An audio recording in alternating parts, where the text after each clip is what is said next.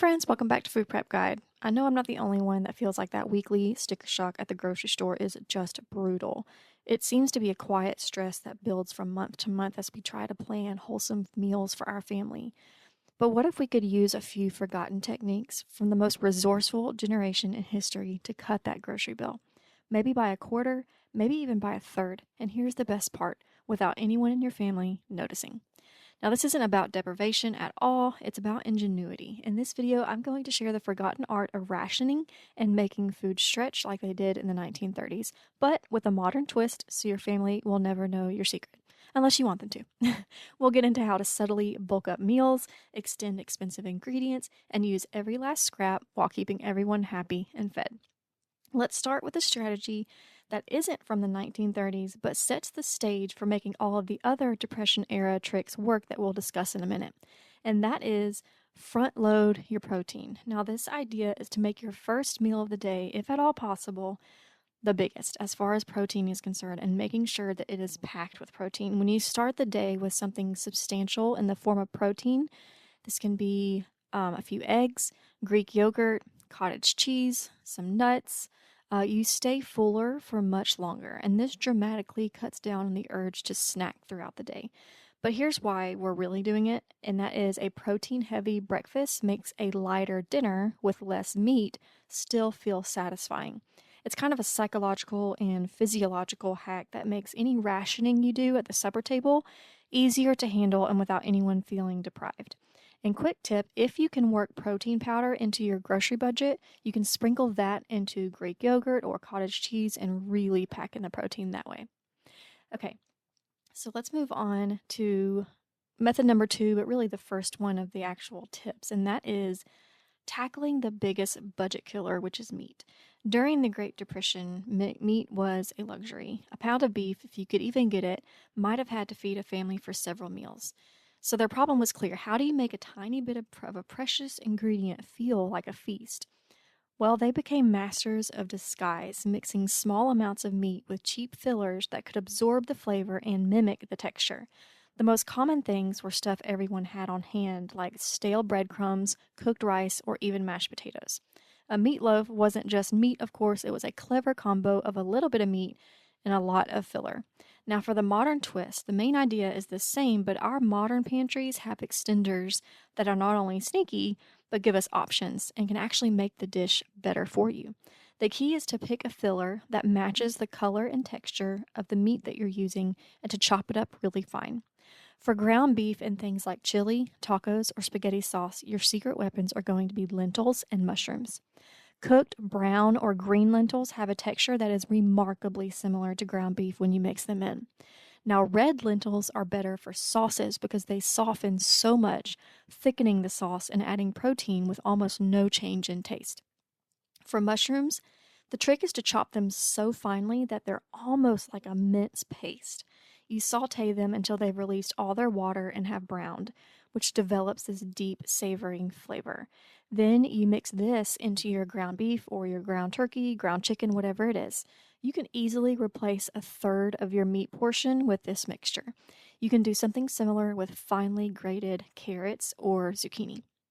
Okay, method number 3 is what I call the flour illusion. Flour was the backbone of the 1930s kitchen. If you had bread or biscuits, you made it from scratch, and you wanted that flour sack to last as long as possible. The solution back then was to get creative with dilution, as with many other food categories. Homemakers learned to stretch their flour by mixing it with cheaper things like cornmeal, but maybe the most clever flour extender was the humble potato.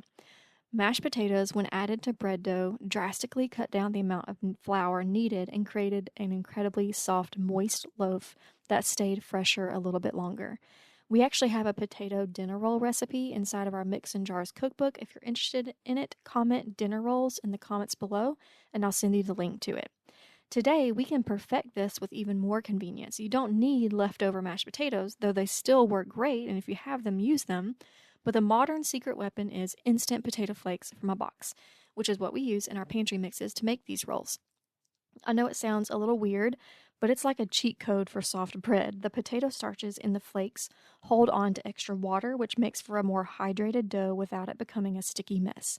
The result is an unbelievably soft and tender crumb. If you want to try adapting your own recipe, try swapping out some of the flour, maybe about half a cup to a cup, for a quarter cup to a half cup of instant potato flakes, and add a few extra tablespoons of water to whatever your recipe calls for to compensate for it. Okay, now let's move on to method number 4. We're going to call it the stale bread revival. In a 1930s house, throwing away bread was unthinkable for reasons that we just discussed. The pain point wasn't only about waste, it was the loss of calories. So the question was, how can I bring this rock hard bread back to life? And they answered with a wave of creativity. Stale bread was broken up into breadcrumbs for meat extenders, turned into bread pudding, or used as the main filler in stuffings. It was never trashed unless it was moldy. This is so relevant today, especially with all those artisan breads that have such a short shelf life. For our modern tip, you'll need your dehydrator because we are going to make croutons. You can take stale bread, cube it, toss it with a teeny tiny bit of oil because we are dehydrating it, so we don't want it soaking in oil. Add whatever herbs you like. We like just an Italian seasoning blend. And dehydrate at 130 degrees Fahrenheit until done, which can be anywhere from 6 to 8 hours or more, depending on how much moisture is in your environment at the time. Then you can vacuum seal them in mason jars and store on your shelf for a year or more. Okay, method number 5 we'll just refer to as the everything soup. During the Depression, all the little bits and pieces left over from cooking, your onion peels, your carrot tops, herb stems, chicken bones, they were given a second life when and if possible. Often, this was in a soup pot. The everything soup was a staple. Whatever scraps were available went into the pot with some water, and it all simmered into a meal so many times. Supper was simply this scrap soup pot and a loaf of bread. The broth itself also is liquid gold. Now, we can bring this into our modern kitchens with a simple system, the scrap bag. I keep a large zip top bag in my freezer, actually like 2 or 3, and then throughout the week I add clean veggie scraps to it. Onion, carrot peels, celery ends, parsley stems. Now, I will note that you probably don't want to add cruciferous vegetables like broccoli or cabbage stems, as they can make the broth kind of bitter. But everything else is pretty much fair game. Once the bag is full, you empty it into a pot, cover it with water until it's submerged, add a bay leaf if you like, and then let it simmer for a few hours. Then strain it, and boom, you have a deeply flavorful, pretty much free vegetable broth that is a world away from those salty store-bought cubes. And of course, you can can it. All right, let's move on to method number 6, which is rationing dairy. At the beginning of this video, I mentioned front-loading your protein if at all possible. If we're going to try to save meat for the supper table, then dairy is going to be our primary protein source for the breakfast table. When money has been extremely tight in our family, it was dairy at breakfast and no other time of the day. It meant saying no sometimes when the kids asked for a glass of milk. I promise they survived and thrived. But it was only meat at the dinner plate and dairy at breakfast. So I'm kind of chasing a quick rabbit trail here, but that's one way to look at rationing expensive ingredients, is assigning them to one meal and eliminating them from all the others that day.